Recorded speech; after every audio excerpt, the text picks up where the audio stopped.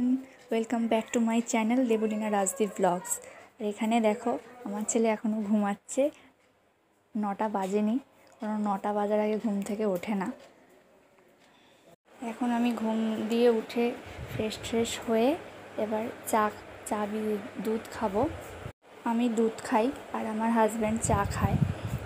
আর এই যে আমার ভুতু সোনা ঘুম থেকে উঠে পড়েছে। আমি ওকে ভুতু বলে ডাকি ছোটোবেলা দিয়েই, কারণ আমার ভুতু নামটা খুব পছন্দের। সকাল দিয়ে উঠে একটা খুব সুন্দর হাসি দেয়, যেটা সব মায়েদেরই খুব ভালো লাগে। আর দেখো আমার বর কাজে চলে যাচ্ছে, যাওয়ার জন্য একদম লাফালাফি করছে। কাউকে জামা পড়তে দেখলেও এরকম করে, ঘুরতে যাওয়ার জন্য বায়না করে, ভাবে সে ঘুরতে যাচ্ছে।